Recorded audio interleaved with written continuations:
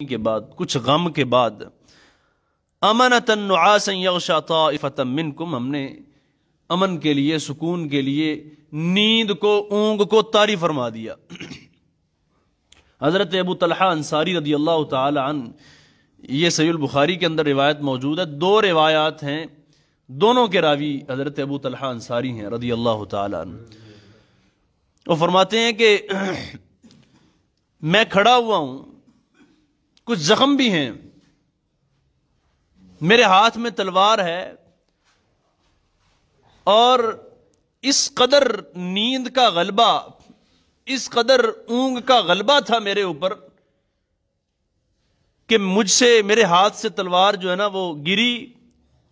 میں نے دیکھا تلوار نیچے گر گئی، میں سنبھلا اور پھر میں نے تلوار کو اٹھایا، پھر اونگ آئی، پھر تلوار نیچے گری، پھر میں نے اٹھایا، یعنی اس طرح 2-3 مرتبہ میرے ساتھ ہوا۔ اور جب میں نے دوسری روایت اپنی کیفیت کو دیکھا کہ میرے ساتھ یہ ہو رہا ہے، تو پھر میں نے اپنے قدموں کو ذرا اونچا کر کے میں نے دیکھا کہ میں ذرا دیکھوں کہ کیا میرے ساتھ ہی یہ معاملہ ہے کہ اور لوگوں کے ساتھ بھی ہے۔ تو فرماتے ہیں جب میں نے باقی لوگوں سے تھوڑا سا اونچا ہو کے، اپنے آپ کو اونچا کر کے میں نے دیکھا، تو بہت سارے صحابہ ایسے تھے، وہ جس ڈھال ہوتی ہے نا جس سے بچا جاتا ہے تیر کے لگنے سے، وہ ڈھال کے سامنے اپنے سروں کو نیچے کیے ہوئے اونگ کی وجہ سے سو رہے تھے، وہ بہت سارے صحابہ۔ یہ صحیح البخاری کی روایت ہے۔ تو غم کے بعد، پریشانی کے بعد جب نیند کا آنا ممکن ہی نہیں تھا، ایک ناممکن چیز تھی کہ نیند آ جائے، پریشانی ہے، غم ہے، تکلیف ہے، تو اللہ خالق و مالک نے اونگ اطمینان کے لیے سکون حاصل کر لیں۔ اللہ فرماتے ہیں کچھ لوگ تو ایسے تھے، وَطَائِفَةٌ قَدْ أَهَمَّتْهُمْ أَنفُسُهُمْ يَظُنُّونَ بِاللَّهِ غَيْرَ الْحَقِّ ظَنَّ الْجَاهِلِيَّةِ، کچھ لوگ تو اونگ میں تھے، نیند میں تھے، جو حقیقی طور پہ صاحب ایمان تھے، اور کچھ لوگ جن کو اپنی جانوں کی پڑی ہوئی تھی، ہمارے ساتھ کیا ہونے والا ہے، یظنون باللہ غیر الحق ظن الجاہلیہ، اور اللہ کی ذات کے بارے میں بڑے غلط گمان کر رہے تھے، ظن الجاہلیہ، جاہلیت والے گمان تھے ان کے، کہ اللہ نے وعدہ کیا تھا مدد آئے گی، کہاں ہے مدد، کہاں ہے رب، کہاں ہے اللہ؟ وہ جو نبی نے وعدے کیے تھے کہ اللہ کی مدد آئے گی، کوئی تکلیف، کوئی مصیبت۔ مفسرین نے لکھا ہے کہ انصار کے ساتھ کچھ وہ لوگ آ گئے تھے جو مسلمان نہیں تھے، صرف رشتہ داری کو نبھانے کے لیے آئے تھے، اور یہ باتیں انہوں نے کی تھیں۔ وہ جو 1000 کا لشکر نکلا تھا نا مدینہ سے، 300 تو ویسے ہی واپس پلٹ گئے تھے نا عبداللہ بن ابی کے ساتھ، اور جو 700 باقی تھے اس میں، وہ سارے کے سارے صحابی نہیں تھے، اس بات کو بھی سمجھنے کی ضرورت ہے۔ وہ 700 کے 700 صحابہ نہیں تھے،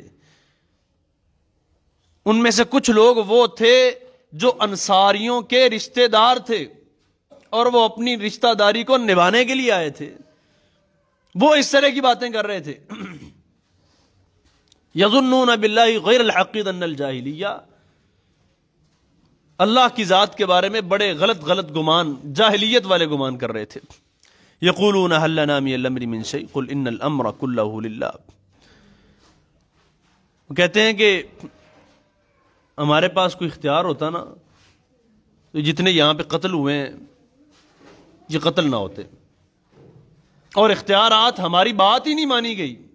سرے سے۔ اور ان کی بات کیا تھی؟ ان کی بات یہ تھی کہ ہم مدینہ میں رہ کے لڑیں گے، اپنے گھر کے اندر رہ کے لڑیں گے، باہر نہیں جائیں گے۔ عبداللہ بن ابی نے بھی یہی بات کہی تھی، اور ان کے ساتھ بھی کچھ لوگ تھے جو یہ بات کہنے والے تھے۔ اللہ خالق و مالک نے فرمایا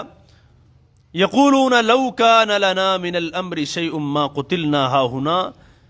وہ کہتے ہیں کہ اگر ہوتا ہمارے پاس کوئی اختیار، یعنی ہماری کوئی بات مانی گئی ہوتی، ما قتلنا ہا ہونا، یہاں پہ جتنے قتل ہوئے یہ قتل نہ ہوتے۔ اللہ خالق و مالک نے فرمایا، ان کو جواب دیجئے، قل لو کنتم فی بیوتکم لبرز الذین کتب علیہم القتل الی مضاجعہم، اگر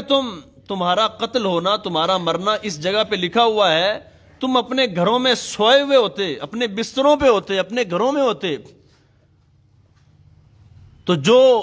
ایک وقت مقرر ہے آپ کی موت کا، وہ وقت آپ کو یہاں لے آتا، وہ موت آپ کو یہاں لے آتی۔ وما تدری نفس بأی ارض تموت، سورہ لقمان میں اللہ خالق و مالک فرماتے ہیں کوئی شخص یہ جانتا نہیں ہے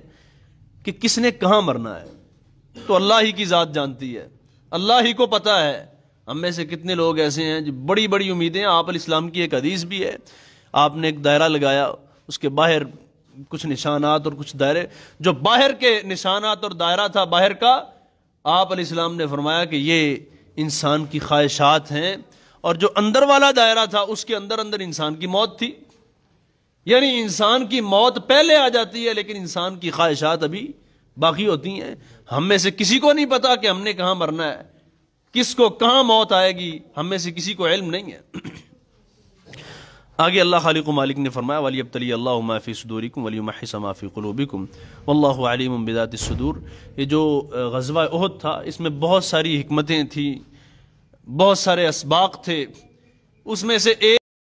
ایک بات تو یہ تھی کہ آزمائش ہو گئی مسلمانوں کی، مومنوں کی، کہ کون ہے جو پختہ ایمان والا ہے، مضبوط ایمان والا ہے۔ واللہ علیم بذات الصدور، اور اللہ خالق و مالک ہیں جو دلوں کے رازوں کو بھی جانتے ہیں۔ اب یہاں پہ میں صرف آخری ایک چھوٹی سی بات کر کے کہ اللہ کی ذات کے بارے میں جو گمان ہے نا، ہمیشہ پازیٹیو ہونا چاہیے، مثبت ذہن رکھیں، اللہ اچھا ہی کرے گا ہمارے ساتھ۔ یہ جو نیگیٹو سوچ ہے اللہ کی ذات کے بارے میں، وہ معاذ اللہ استغفر اللہ، پتہ نہیں وہ الفاظ ان لوگوں کی زبانوں پہ کیسے آ جاتے ہیں۔ ایک فوتگی ہوئی، دوسری ہو گئی، اور قریبی رشتہ داروں میں اگر تیسری ہوگی تو اللہ کو ہمارا ہی گھر نظر آ رہا ہے، ہمیں ہی دیکھا ہے، یا مصائب اور مشکلات کے لیے ہم ہی ہیں، معاذ اللہ استغفر اللہ۔ اللہ کی ذات کے بارے میں اس طرح کے جملے، اور جب کوئی خوشی کی خبر ملتی ہے تو اس کی نسبت کسی اور کی طرف ہوتی ہے، یہ فلاں صاحب کی نظر کرم ہے، ان کی نظر ہے، ان کا فیضان نظر ہے، اور جب کوئی مشکل آ جائے، کوئی پریشانی آ جائے، جی اللہ کا حکم جی، یعنی ہر پریشانی کی نسبت اللہ کی طرف اور ہر خوشی کی نسبت غیر اللہ کی طرف۔ اللہ کی ذات کے ساتھ، اللہ کی ذات کے بارے میں اچھا گمان رکھیں تو انشاءاللہ اچھا ہوگا، کیونکہ انا عند ظن عبدی بھی، اللہ، یہ حدیث قدسی ہے، اللہ خالق و مالک فرماتے ہیں کہ میں اپنے بندے کے گمان کے بالکل قریب ہوتا ہوں، جیسا میرا بندہ میرے بارے میں سوچتا ہے میں ویسا ہی کر دیتا ہوں۔ اللہ خالق و مالک سے دعا ہے اللہ تعالی ہم سب کو دین حق کی سمجھ عطا فرمائے۔ وما علیہ الا البلاغ۔